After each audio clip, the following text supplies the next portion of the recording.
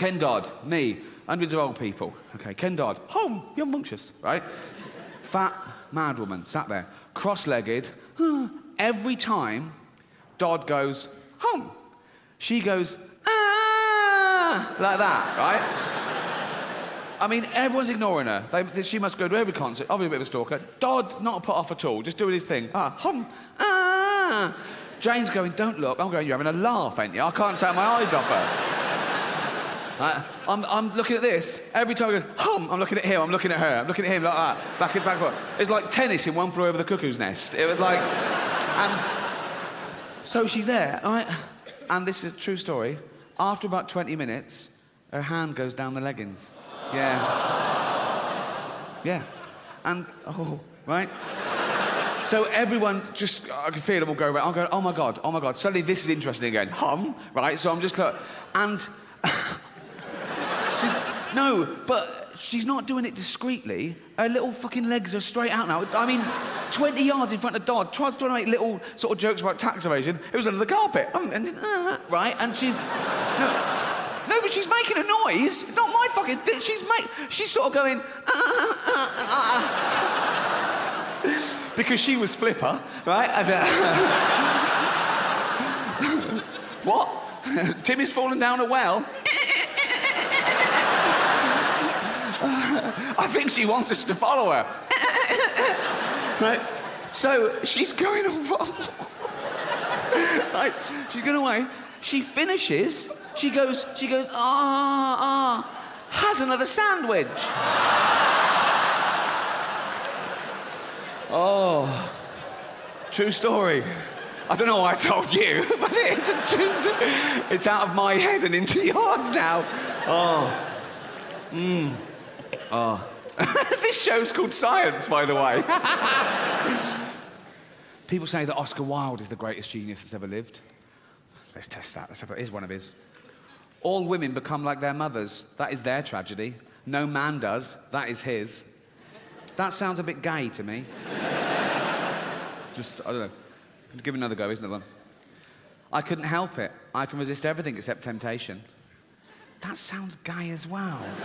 I want to start that with an ooh. I want to go, I couldn't help it. You know? And I want to end it with, I can resist everything except temptation. Chance to be a fine thing. Do you know what I mean?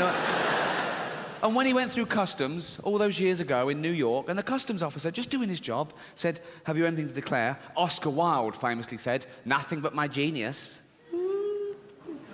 It's not witty. He planned that. I bet the first time we went through customs in a foreign country, he was all, yes, sir, no, sir. Anything to declare? No. On you go. I just thought of something fucking brilliant to say.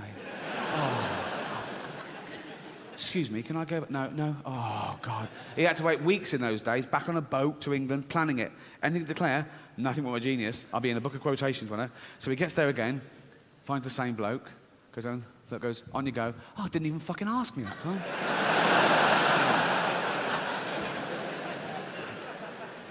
Excuse me, they didn't ask me for anything to declare. Random. Fucking random. Back on the boat, 3 weeks, planning it, anything to declare, no genius. Gets there again, right? Gets in the same bloke's queue. This time he looks all shifty, so he gets called out. And the bloke goes, did you buy anything? That's not the question. Just say, have you anything to declare? Have you anything to declare? Nothing but my genius. Who's the butt plugs? They're mine. Why do people use euphemisms like that? They go, like that. Like they're trying, but you've said it. We know what you've said mental. In fact, you've said it so more people can understand. The deaf and foreigners can understand what you're saying now. And they don't want to say fat anymore. They use euphemisms for fat. They don't want to say fat because it's a derogatory term. It's not. It's descriptive, okay? They say things like, oh, you know Brenda? No. You know Brenda. But big girl. What, 7 foot? No, not tall. But big. What does she look like? Oh, but, you know... She's clammy even in winter. Just say fat. You know Brenda. She's out of breath just standing up at her desk. I've been accused in the past of having a go at fat people. I've never had a go at fat people. I've only ever pointed out the scientific fact that you get fat, you put on weight, you put on a subcuticle layer of fat, if you take in more calories than you burn off. That's indisputable, okay? I don't judge them in any other aspect of their life, but they got fat because they took on more calories than they burn off, okay? And they knew that is what was happening. No one ever got fat behind their own back. No one ever went, "Huh? What the fuck's that?" No one's creeping in to thin people's apartments and injecting their lettuce with 1,000,000 calories, okay? So they're doing it. They're doing it with their own free will, and they know that's what's making them fat, okay? You see a fat person surrounded by puddings, right? You go up to him and you go, "Frank, you know what's making you fat?" He doesn't go, "Is it all the running?" He knows it's... So all I'm saying is, you get fat if you eat too much, and you know that's what's happening. But I don't judge them in any other aspect of their life. I don't make value judgments in any other corridors of their existence. If I see a fat person, I don't go, "Oh, he's fat, therefore he's probably jolly." A lot of them are miserable. If I see a fat girl, I don't go, "Oh, she'd be pretty if she lost weight." That's rarely the case, so don't... A lot of them started eating because they had fuck all to lose, if I'm being... I don't want any fat people to feel uncomfortable at one of my gigs, so next time, buy 2 seats. Right? I'm joking. I haven't got a problem with fat people. In fact, I feel sorry for them. No, even though it is their own fault, and it is their own fault, I feel sorry for them, particularly women, because I think fat is a feminist issue. Men get fat and we go, "Fuck it, all bought and paid for," right? We don't come under the same scrutiny of society as women because they're inundated with how they should look. This size 0 models and magazines with look like this and this diet, that diet, keep your man. And I think they make such an effort. You see fat girls, they make an effort. They've always got lovely hair, aren't they? They're always having their hair done. They've always got lovely hair and lovely long nails. They make an effort. Anything but jogging, right? They love high heels, don't they? Fat girls, they love high heels. They think it makes their legs look less... It doesn't. You can just hear them coming now. Not on the lino. Up and down the lawn. It's good for it. Go on. There you go. But I'm not having a go. I was listening to Radio 4 the other day, and there was a discussion about political correctness. My name came up straight away, as always, OK? And this woman was going, "Well, yeah, it's not right. You know, it's not clever. He makes fun of fat people. He makes jokes about fat people. And it's not right. I mean, he wouldn't make jokes about gay people, would he? And being fat is like being gay." What? No, it's not. You can't choose your sexuality. We've established you choose to be fat by eating... Right, OK? But with your sexuality, you're born, you grow up, you discover you like same-sex relationships, you move to Brighton... And that's it. You're gay. With being fat, you have to work... For being fat to be the same as being gay, you'd have to be born straight, grow up knowing you're straight, but gradually and consciously wean yourself onto cock.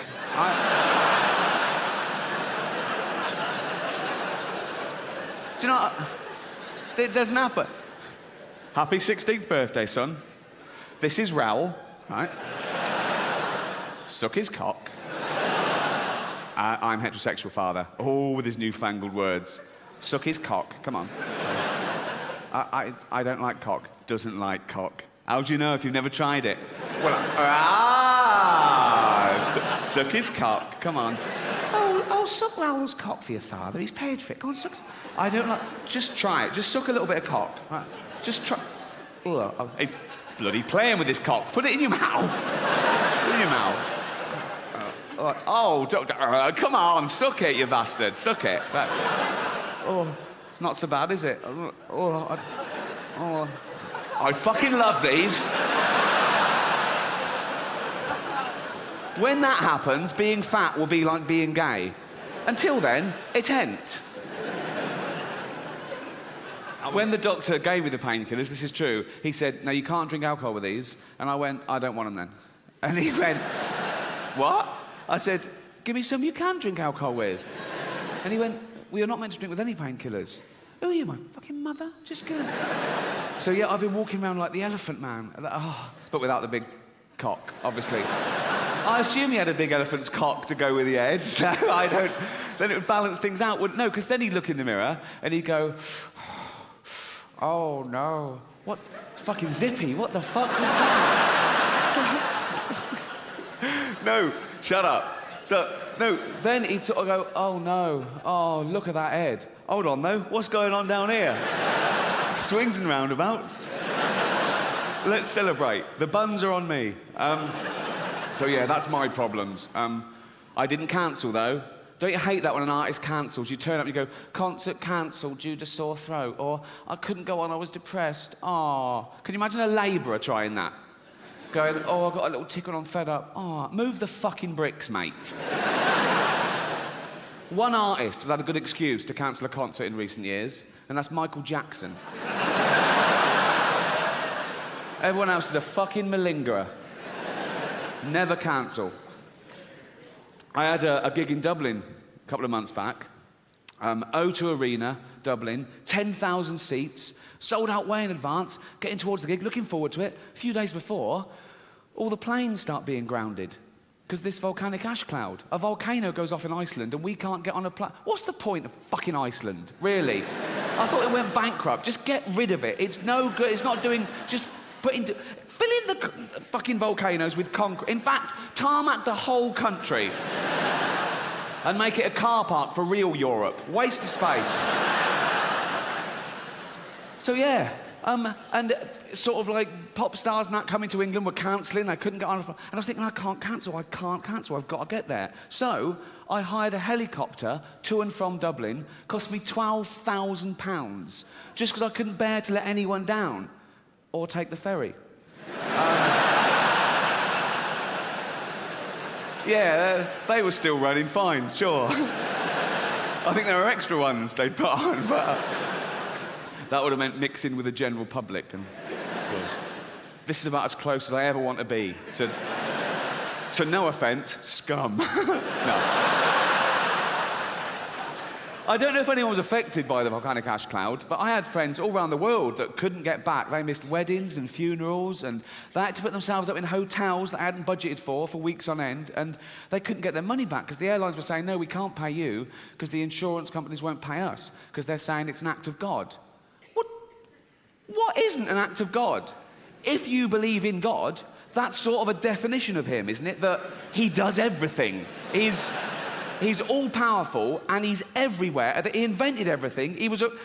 Before he was around, there was nothing. He invented time, space, everything, OK? So he's across it all. Nothing happens by mistake. No, he's not absent-minded. A volcano going off. It's not like him going, oh, fuck, I left the oven on. That doesn't...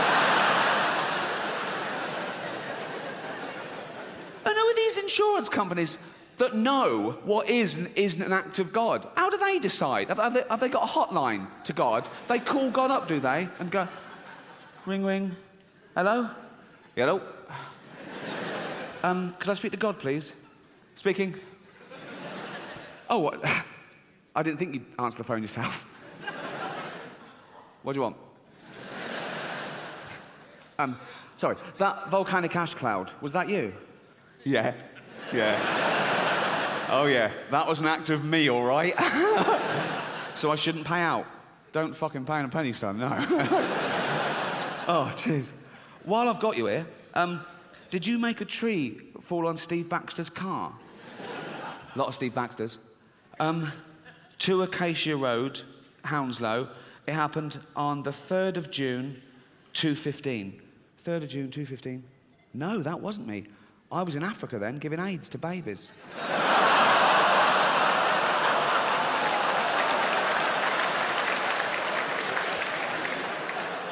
He does everything.